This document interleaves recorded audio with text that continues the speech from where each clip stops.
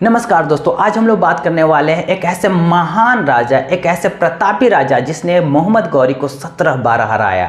एक ऐसा शासक जिसका प्रेम भी अमर हुआ। एक ऐसा शासक जिसने 13 साल की उम्र में ही राजगद्दी पर बैठा। एक ऐसा शासक जिसने बदला भी लिया। एक ऐसा शासक जो मरते दम तक अपना दोस्ती निभाया। एक ऐसा शासक जिसने दुश्मन की तलवार उसे मार न सकी। उस शासक का नाम था पृथ्वीराज चौहान।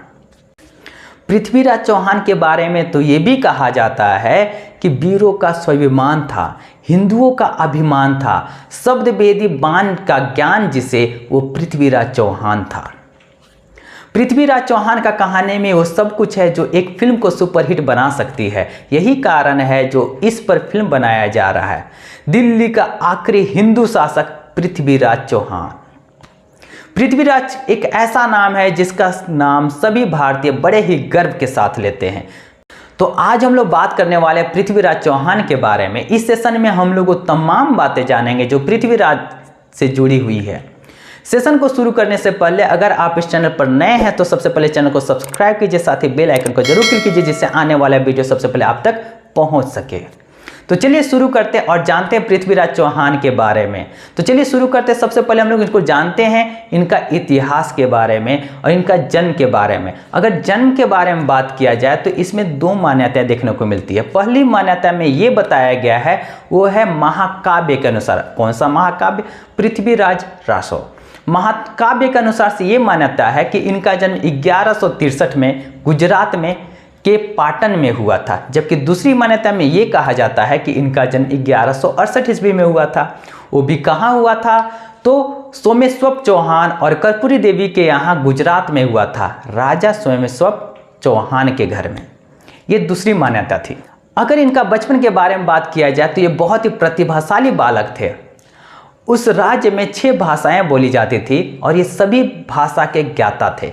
कौन? पृथ्वीराज चौहान। इनके बारे में कहा जाता था कि इन्हें 6 भाषा का ज्ञान था। कौन कौन सा भाषा? तो संस्कृत, प्राकृत, मगधी, पैशाची, सोरसेरनी, अभ्रांश भाषा, ये सभी का ज्ञाता था। इसके साथ साथ वो संगीत कला में भी निपुण थे, साथ ही साथ चित्रकला में भी निपुण थे। और इनके बारे में तो ये भी कहा जाता है कि ये शब्द वेदी बाण ऐसे चलाते थे जिससे एक भी बार उनका निशाना चुकता नहीं था। अब आप बात कीजिएगा कि शब्द वेदी बाण क्या होता है। तो शब्द वेदी बाण वही रामायण में जो दिखाया गया है, राजा दशरथ ने श्रवण कुमार को मारे थे, वही शब्द वेदी बाण था। यानी कि जिसमें आवाज़ सुनकर के जो बाण चलाया जाता है उसी को कहा जाता है शब्द वेदी बाण।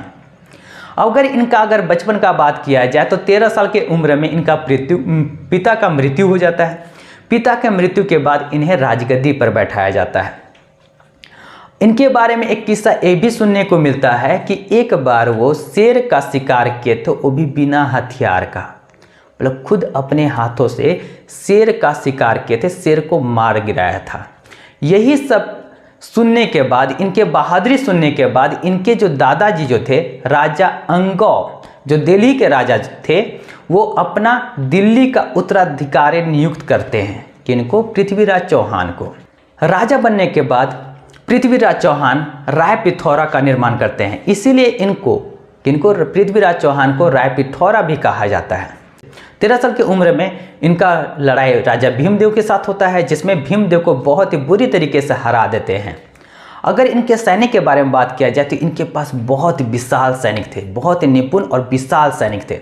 इनके पास 500 हाथी, 3 लाख से भी अधिक सैनिक तथा बहुत सारे घोड़सवार थे। अगर इनका लव स्टोरी के बारे में बात किया जाए तो इनका तो लव स्टोरी, इनका प्रेम कहानी अमर है। प्रेम कहानी का शुरुआत होता है राजा जयचंद। राजा जयचंद का नाम सुनते ही आपके मन में आता है गद्दारों का नाम। गद्दारों का नाम में सबसे पहला नाम लिया जाता है राजा जयचंद। आखिर क्यों कहा जाता है किसी और सेशन में बताया जाएगा, लेकिन आज हम लोग थोड़ा शॉर्ट में समझेंगे स्टोरी राजा जयचंद के बारे में। राजा जयचंद और पृथ्वीराज चौहान के बारे में अगर कहा जाए तो दोनों आपस में मित्र थे और बहुत सारे लड़ाई आपस में मिल करके लड़े थे। अगर मित्र है तो आपको तो ये भी जानकारी होगा कि कोई भी मित्र रहेगा तो क्या किसी का क्या कमी है, क्या उसका अच्छाई है, सभी के बारे में पता चलेगा। लेकिन कुछ ऐसा घटना घट जाता है जिसके कारण ये मित्रता टूट करके बहुत ही बड़ा दुश्मनी में बदल जाता है, जिसके कारण भारत का तकदीर ही बदल गया था। अगर वो ऐसा लड़ाई नहीं होता, इन लोगों के बीच में आपसी दुश्मनी नहीं होता, तो यहाँ पर मुगलों का राज नहीं होता। अब क्यों ऐसा कहा जा रहा है, क्या ऐसा बात है, तो इसके बारे में कोई और सेशन में हम लोग बात करेंगे। लेकिन अभी हम लोग बात करते हैं पृथ्वीराज चौहान का प्रेम कहानी के बारे में। तो इसके बारे में ये बताया जाता है, राजा जयचंद की बेटी का नाम था संयोगिता।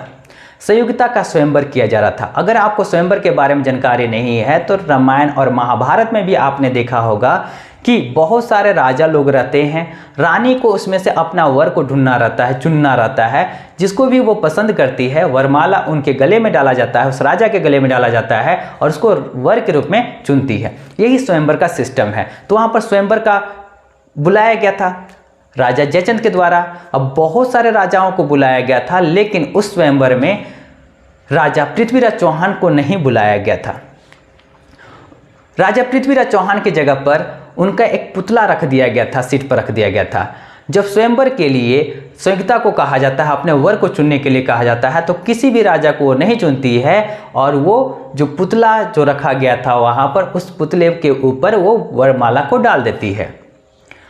अब ऐसा प्लान भी बनाया गया था पृथ्वीराज चौहान और संयोगिता के बीच में। क्या प्लान था, तो इसके बारे में जान लीजिए। प्लान में ये था कि स्वयंवर भरी दरबार में पृथ्वीराज चौहान आएंगे और संयोगिता को लेकर के जाएंगे, और ऐसा होता भी है। पृथ्वीराज चौहान आते हैं, भरी दरबार से संयोगिता को उठा करके ले जाते हैं, जिसके कारण राजा जयचंद को बहुत ही अपमानित महसूस होता है और अपने सैनिकों को बोलता है कि जाओ पृथ्वीराज चौहान को पकड़ो।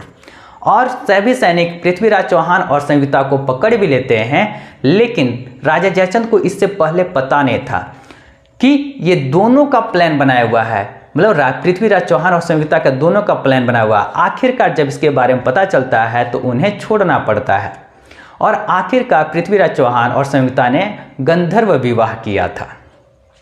ये तो कहानी हो गया इनका विवाह का। अब आगे हम लोग कहानी में बढ़ते हैं, अब युद्ध के बारे में जानते हैं। अब आपको ये तो पता चल गया होगा कि ये बहुत ही अपमानित महसूस किए थे, किससे, पृथ्वीराज चौहान से। यही कारण था कि वो, इससे पहले अगर बात किया जाए तो राजा पृथ्वीराज चौहान और मोहम्मद गौरी के बीच में बहुत सारे युद्ध हो चुका है।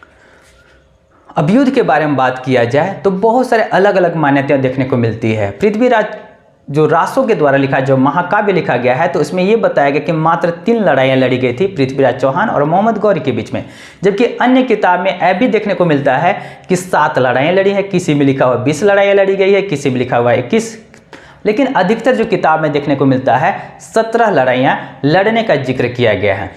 अब 17 लड़ाइयाँ लड़ी गई थी किसके बीच, मोहम्मद गौरी और पृथ्वीराज चौहान के बीच में, और दोनों के बीच में इतना लड़ाई हुआ था, पृथ्वीराज चौहान को इतना हराया गया था, इतना हराया गया था, लेकिन वो कहा जाता ना थित्थर, मतलब उसके बावजूद भी क्या होता है, पृथ्वीराज चौहान के बीच में कौन आ जाता है, मोहम्मद गौरी हर बार आता था, हारने के लिए आता था, और इनको क्या होता है, कुत्ते के जैसा पीट करके भेजा जाता था, फिर से आता था। अब यहाँ पर बात आता है, आखिरी जो लड़ाई जो लड़ा गया था, यहाँ पर धोखा दिया गया था। इसी कारण से गद्दारों का नाम है, जैसे याद कीजिए जो पहले बोला गया था कि गद्दार के नाम में सबसे पहला जो नाम आता है कौन है, वो है राजा जयचंद।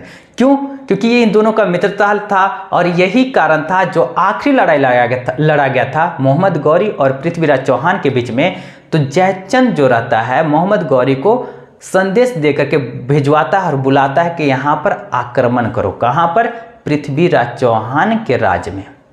अब आप सोचिए कि राजा जयचंद की बेटी पृथ्वीराज चौहान से शादी की, अब उसी के राज में आक्रमण करने के लिए राजा जयचंद मोहम्मद गौरी को संदेश भेजता है, और ऐसा होता भी है।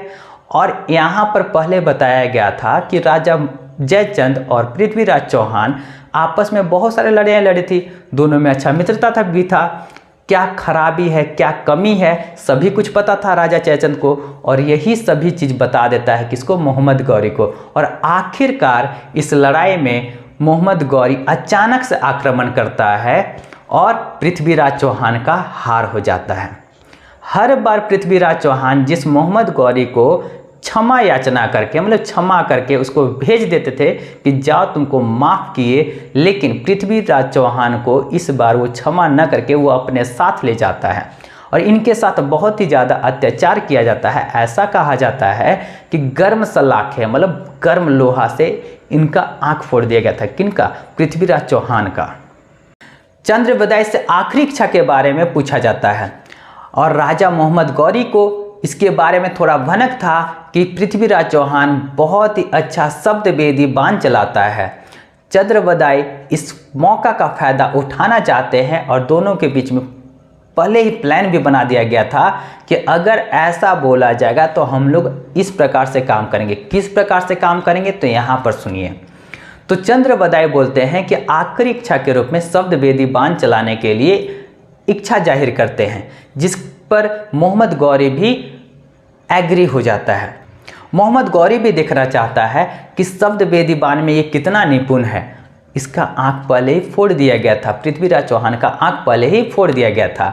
अब यहाँ पर प्लान के अनुसार से चंद्रबदाई पृथ्वीराज चौहान को बताते हैं। अब यहाँ पर प्लान किया जा रहा है क्या? मोहम्मद गौरी को मारने के लिए। अब मारने के लिए क्या होता है, कविता के रूप में पूरा एग्जैक्ट लोकेशन बता दिया जाता है कि कहाँ पर मोहम्मद गौरी बैठा हुआ है। और उस कविता में ये कहा गया था 4 बांस 24 गज अंगुल अष्ट प्रमाण ता ऊपर सुल्तान है मत चूके चौहान।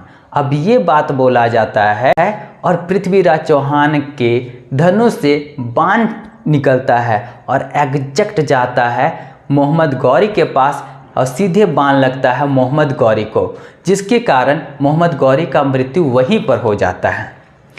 अब इन दोनों को तो पता था कि अगर ये लोग जिंदा रहे तो इन लोग के साथ बहुत ही ज़्यादा अत्याचार किया जाएगा। इसी कारण से वे एक दूसरे का हत्या कर देते हैं। चंद्रबदाई और पृथ्वीराज चौहान ये दोनों का भी मृत्यु हो जाता है। जब ये सूचना संयुक्ता के पास पता चलता है कि पृथ्वीराज चौहान का हत्या हो चुका है तो वो भी अपना प्राण त्याग देती है। तो एक साथ 4 मृत्यु देखने को मिलता है। अब यहाँ पर ये भी बात देखने को मिलता है कि इनका जो समाधि बनाया गया था पृथ्वीराज चौहान का, वो कहाँ था? अफगानिस्तान में। अफगानिस्तान में कहा जाता है मोहम्मद गौरी को एक हीरो के रूप में देखा जाता है, जबकि पृथ्वीराज चौहान को एक शैतान के रूप में देखा जाता है। उनका समाधि बार बार भारत की सरकार के द्वारा मंगाने का मांग किया गया था, लेकिन इसके पीछे भी बहुत एक दिलचस्प कहानी है। क्या कहानी है किसी और सेशन में हम लोग जानेंगे। तो ये तो था महान प्रतापी राजा पृथ्वीराज चौहान का कहानी। अब इस पर फिल्म बनाया जा रहा है। अब ये देखना है कि ये फिल्म कैसी बनती है। क्या जो महान पृथ्वीराज चौहान जो थे उनका जो कद काठी और उनका जो जिस प्रकार से वीरता है, क्या उसको मैच कर पाएगा या नहीं कर पाएगा, ये तो फिल्म आने के बाद ही पता चलेगा। इस तरह के देश दुनिया से जुड़े हुए हर टॉपिक की जानकारी के लिए आप इस चैनल को सब्सक्राइब कीजिए, साथ ही बेल आइकन को क्लिक कीजिए। अगर आपको ये सेशन अच्छा लगा हो तो ज़रूर लाइक कीजिए, साथ ही अपने दोस्तों के साथ शेयर कीजिए। जाते जाते आप एक प्रश्न का उत्तर जरूर कमेंट बॉक्स में दीजिएगा और ये बताइएगा कि राजा पृथ्वीराज चौहान के कितने पुत्र थे। ये आपको आंसर देना है। इस महान वीर शासक के बारे में 2 पंक्तियाँ लिखी गई है, आप उस पर गौर कीजिएगा। राजपूताना साहस पर सबको अभिमान है, राजपूताना साहस पर सबको अभिमान है, जो अंत में बाजी पलट दे वो पृथ्वीराज चौहान है। तो चलिए मिलते हैं अगले वीडियो में, तब तक के लिए बाय बाय।